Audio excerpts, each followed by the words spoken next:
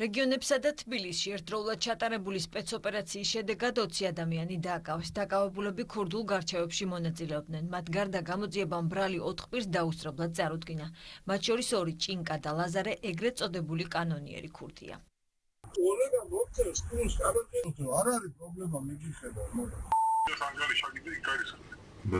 მართალი გითხრა მაქსიმუმ ეცადე რომ всё მეთქი დაყარე რა თარხმალი ახლა ნუ თავზე და ნუ გადაეხლა ნუ მოიქცე ახლა და ნუ მეც ხალხში ჩამოვხერხულობა პირველ რიგში თქვენზე გულისხმობდი მოიხსნას მაქსიმუმ ხელი ჩამოვართვით და ასე დავემშვიდობეთ მაგ ეს ფარული ჩანაწერების საქმეში მტკიცებულებად დევს. ირკვევა, რომ ბრალდებულები მეტსახელებით სტალინა, უწყლო, ჩინელა, კოკოშა, ჯაგა და სხვები პირადი სარგებლის მისაღებად მოქალაქეებს შორის არსებული ფინანსური დავების მოგვარებაში მონაწილეობდნენ.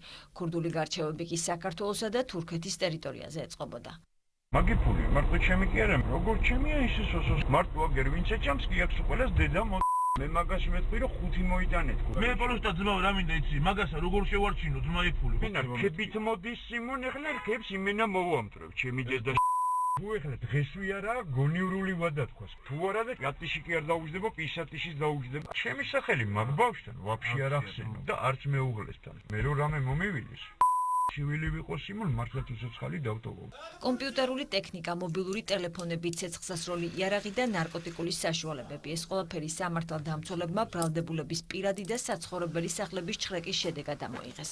დადგინდა, რომ ბრალდებულები ეგრეთ წოდებული ქურდული ტრადიციების შესაბამისად გადაწყვეტილებებს იღებდნენ და ერთ-ერთ მოდავე მხარეს მეორის ასევე თავიანთ სასარგებლოდ თანხის გადახდას აკისრებდნენ. კონკრეტული ვადების დარღვევის შემთხვევაში კი ფიზიკური ანგარიშწორებითა და სიცოცხლის მოსპობით ემუქრებოდნენ. გამოძიებით ასევე დადგინდა, რომ 6-მა ბრალდებულმა დავის მათ სასარგებლოდ გადასაწყვეტად ქურდული სამყაროს წარმომადგენლებს მიმართა. ბრალდებულებს მათ შორის 2 პირს დაუსწრებლად ბრალდება კანონიერი ქურდობის, ქურდული სამყაროს წევრობის, ქურდული სამყაროს საქმიანობის ხარდაჭერის, კანონიერი ქურდისათვის, ქურდული სამყაროს წევრისათვის მიმართვის ფაქტებზე წარედგინათ. ბრალდებულთა ნაწილი დუმილის უფლებას იყენებს. ადვოკატები კი ირწმუნებიან, რომ საქმეში საკმარისი მტკიცებულებები არ დევს. ჩემი დაცვის ქვეშ მყოფს ბრალად წარუდგინეს ქურდული სამყაროს წევრისთვის მიმართვის მხრივ. როგორც ჩემთვის, ასევე მისი ოჯახისთვის წარმოუდგენელია, რომ მას რაიმე კავშირი ქურდულ სამყაროსთან გააჩნია. დაცვის მხარის მოთხოვნა იქნება ის, რომ გიორგი მაზანაშვილის მიმართ არ იქნეს გამოყენებული არც ერთი სახის აღკვეთის ღონისძიება, ვინაიდან გიორგი მაზანაშვილი არის უდანაშაულო. რა მტკიცებულებებიც არსებობს ამჟამად გიორგი მაზანაშვილის ბრალეულობა არაფერში არ იკვეთება. პროკურატურა დაკავებულების პატიმრობას ითხოვს. მათ კანონიერი ქურდობის, ქურდული სამყაროს წევრობის, ქურდული სამყაროს საქმიანობის მხარდაჭერისა და კანონიერი ქურდისთვის მიმართვის ფაქტებზე ბრალდება უკვე წარედგინათ. დანაშაულები 15 წლიან პატიმრობას ითვალისწინებს.